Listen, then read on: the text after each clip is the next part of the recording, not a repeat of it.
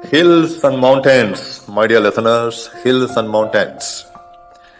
The word hill, the word mountain, it may evoke, various kind of memories and thought process in our mind.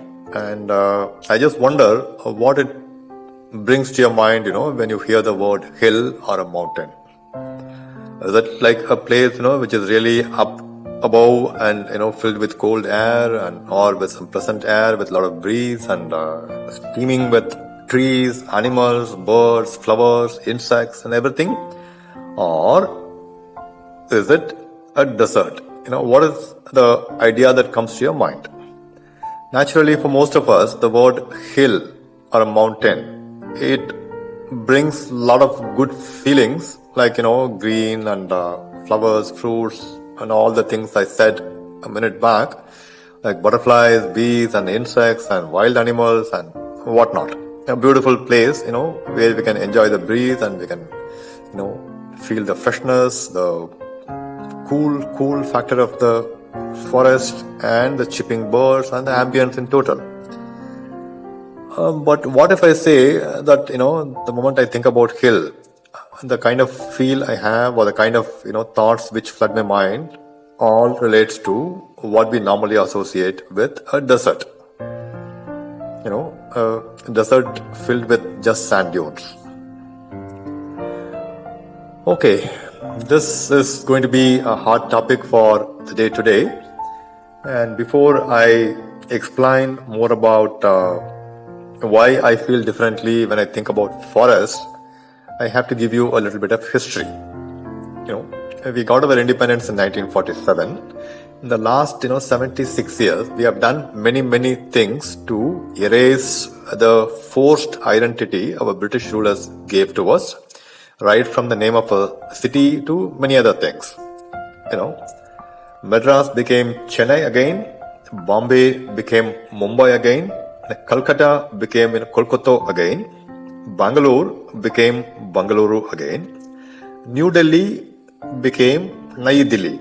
These were the Puranic or the old names, which were changed by the Britishers, and after we got independence, we got back to our original names for these cities. Right?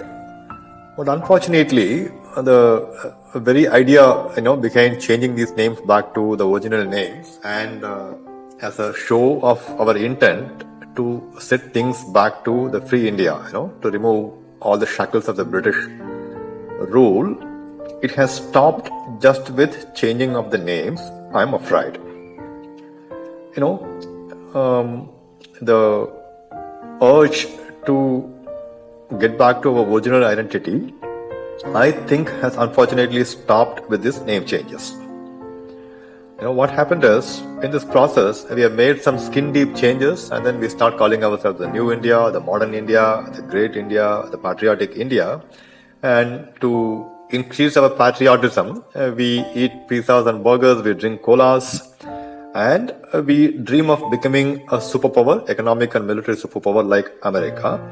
But what is actually happening is, in our dreams and in our reality, we are becoming more like Americans in our thoughts, in our action, in our eating habits, and everything. When bullfight was banned in my state, Tamil Nadu, the youngsters, all the youth of the state, they came out en masse in the streets and they took out big protests and they even occupied the beautiful Marina Beach for a week, protesting against the ban of bullfight. And when the protest ended, after a short while, they all went back to their regular lives. But during the protests, all of them were actually pitching for banning all kind of foreign drinks, foreign food, everything like, no Coca-Cola, no Pepsi, no burger, no pizza. We want only our native food. We want only our native drinks.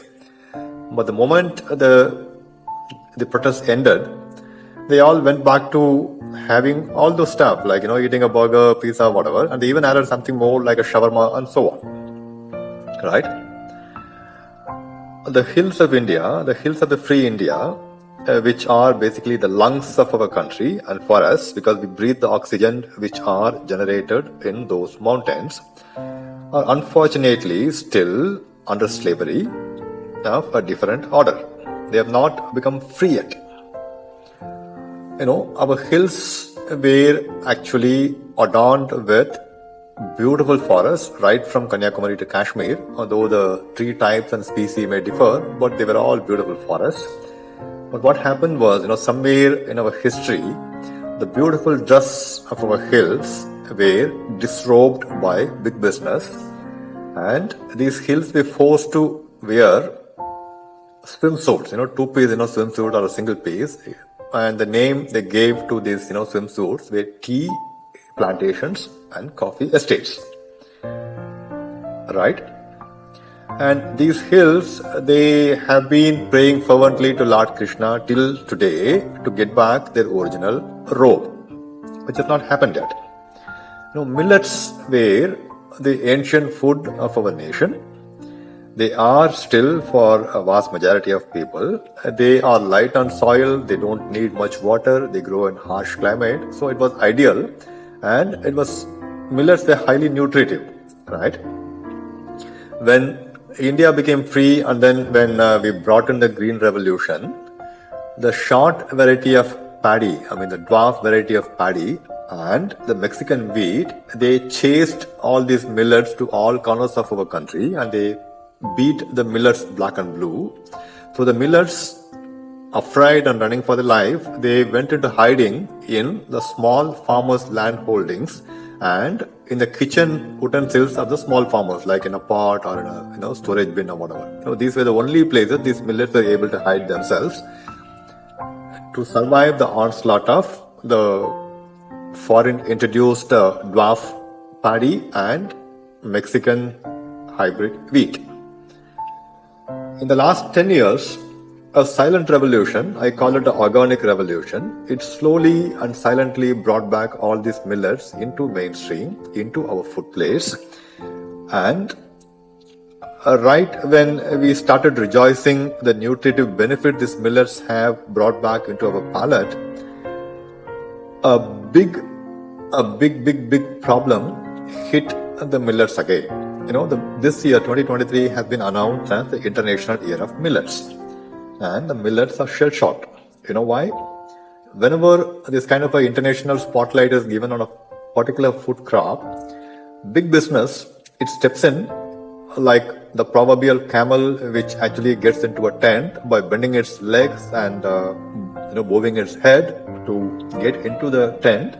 And once it gets into the tent, when it stands up, it lifts the whole tent off, thereby collapsing the whole thing. This has happened to many native food crops of the world in the past so many years. So the millets are naturally afraid. And what really happens is, when a particular crop, be it a millet or something else, when it is declared as an international food, a miracle food which can heal the hunger of the world, or it can clothe the whole world without much pest attack or whatever, many countries, they adopt it eagerly. And naturally, the case of millet, as an example, they don't grow that well in different climatic zones like they used to grow in India, or like the way they grow in India, right? Because, there are so many variables in the environment which impacts the growth of any particular crop. Western countries, they have a lot of scientific expertise and big businesses. So what they normally do is, they tinker with the seeds in the laboratories by dissecting the seeds, by doing a surgery on the seeds to improve, in the garb of improving the seed quality, of yield quality, yield count, and resistance to pest attack. In this process, they modify the seeds, they try it in their land, and once they become successful, they start forcing the smaller nations, which are dependent on the big countries and big businesses, bilateral trades and whatever you call it, they have many levers to press. So by pressing those levers, they kind of arm twist the smaller nations to get back these kind of modified seeds and only those seeds to grow in their land, thereby foregoing the original seeds that they gave to the developed nations. This has happened to many crops. The most recent example could be BT cotton. Cotton seeds, they went from Asia to America, and in America it went into a lab, it was operated multiple times, and then it became BT cotton, a genetically modified cotton. and it came back to India, and though it was marketed heavily, it couldn't really sustain and thrive in the Indian climatic conditions. Though the company which actually supplied the BT cotton seeds, I also supplied the pesticides which would kill the pests which came to eat the cotton. It was a colossal failure. Now the same thing's happening to genetically modified mustard, and aware people are actually fighting against such introduction, because we all knew how the BT cotton fiasco ended in India, right? So, what is happening now? The way the millets have been celebrated, and they are going to be celebrated by the foreign countries in the coming months. There may be big festivals, fanfare parties. They may dance with the millet pots in their head, and in that process they may drop the pot and break it down too. It is their worry. Let's not be bothered by that. Our botheration is much bigger. If the millet is a small one, like the size of a mustard, our problem is the size of a hill, right? Some 20 to 25 years back, there was a popular song in Tamil Nadu, which was basically scolding the women of, our land who refused to wear saris, telling them that, we are the mother nation that gave saris to the world, textile to the world, and you refuse to wear saris. And to add insult to the injury, you are walking around in two-piece suits, which doesn't suit our climatic conditions. So why this kind of a change? This was a song which was a big hit some 20-25 years back, which was played in every nook and corner of my state. When our hills were disrobed and forced to wear the swimsuits like tea and coffee, what have we done in the past 76 years to change her dress and give her back her original dress? Right? If we are the mother nation, the inventors of textile, what stopped us from giving her back her original dress, original robe? What actually happened is we have traded off the very essential oxygen that we breathe for just a cup of tea. This is a reality. We have given away our hills for growing tea and coffee for somebody who make a lot of profit growing these crops there, and these profits, they don't give any benefit to us directly or indirectly. But in exchange, for the tea, what we have given up is the lung space of our country, the beautiful forests which used to produce the purest form of oxygen for all of us to breathe. If I can draw a parallel, the Red Indians the Native Indians of America, they sold the city of New York on all the adjacent areas to the white settlers for just $1. 1 rupee equivalent of American currency back in the 1700s. But at least, if you lose a city, if you give up a city for $1, you don't lose much. It is only a piece of land. But if you give up your oxygen producing factory, or if your lungs basically, then you can't breathe, right? So this is the biggest difference. So if you lose a city, you don't lose much, but if you can't breathe, you die, right?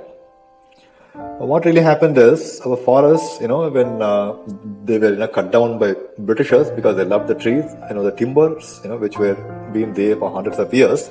These timbers, they went back all the way to UK to form the railroads and the big palaces and all, and even the railroads in India. And once they decimated the trees of the forest, they planted the forest land with tea. You know why? They loved drinking tea, and they have already created an international market for tea. So all the flora and fauna which was original for our forests in our mountains, they gave way to a foreign crop called tea. And tea, to grow well, it needs a lot of chemical inputs, thereby killing even the subsoil microorganisms. So the trees, when they were being chased out of the hills, they tried to find a way in the plains and in the valleys of our country by trying to, migrate to grow, wherever they could find a small piece of land. like, some small forest area here and there.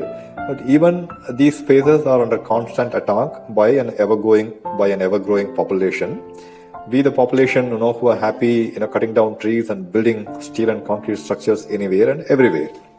As if these are not enough, we have started making our beautiful farmlands into deserts. This is the biggest worry. This is the topic of the Great Indian Monolog today, my dear listener. I'm your RJ Babuji Janak Rajan, and you are listening to Radio Udaan. Some years back, I was traveling in a car with a few of my friends, and one of them was a close associate of Mr. Nammalwar.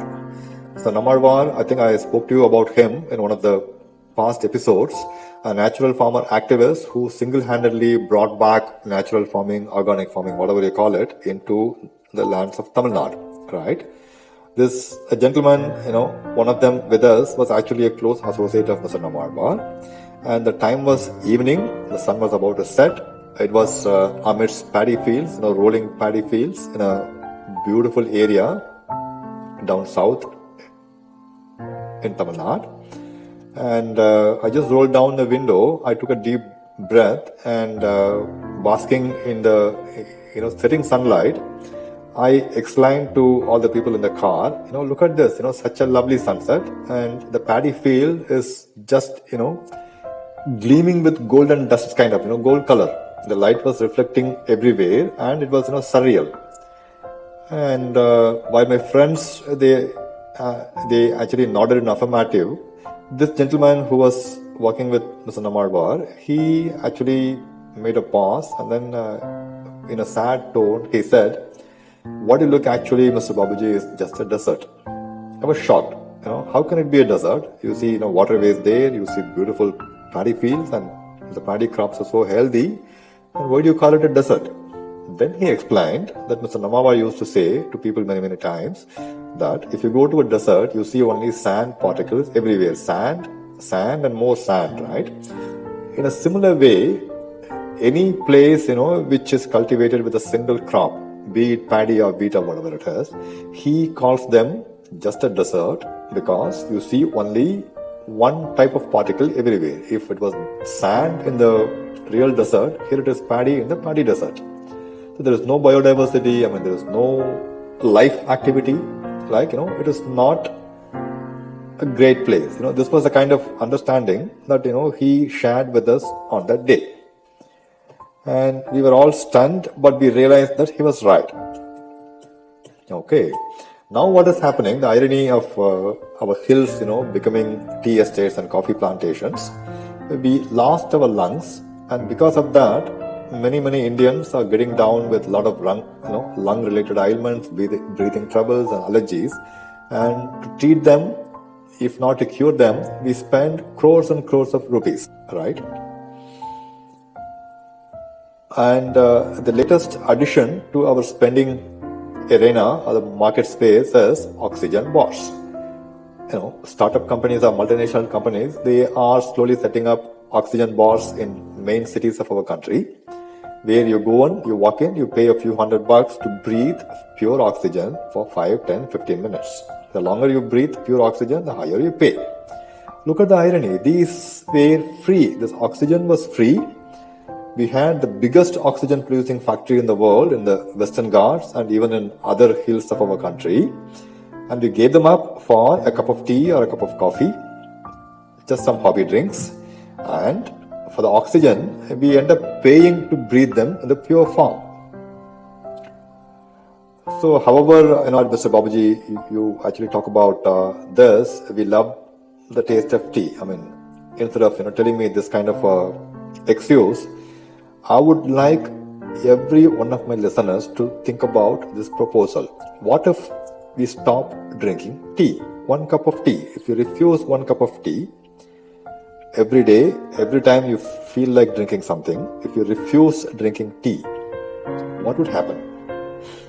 The tea production in our country, because the market is shrinking, the tea production would reduce, the plantation size will reduce, and at some point in time, the plantation will disappear because They don't have a market here, and it wouldn't make sense for them to produce tea here for a market which doesn't drink tea.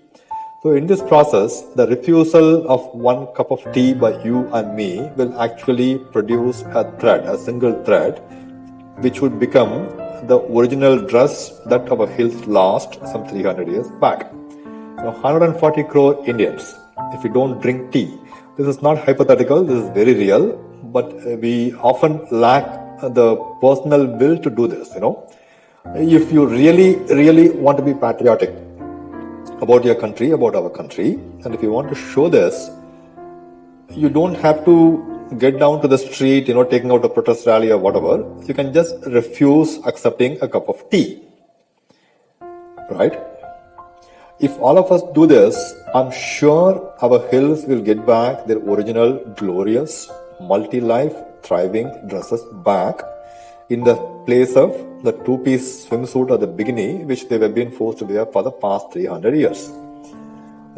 Most recently, there is a big issue going on in Indian business circles and capital markets, stock markets, about the Hindenburg research report, which targeted a group of companies run by Mr. Adani, a businessman. When the issue was discussed hotly, a government official made a remark that the issue brought by Hindenburg research report was just a storm in a teacup.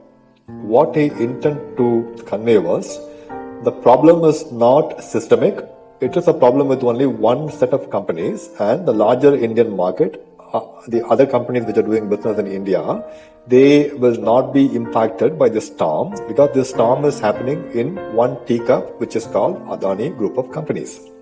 But unlike that storm in the teacup, the storm I'm talking about, refusing a cup of tea, will really break the cup and the shackles that bind our hill lungs to really set us free to breathe the free air in the real sense.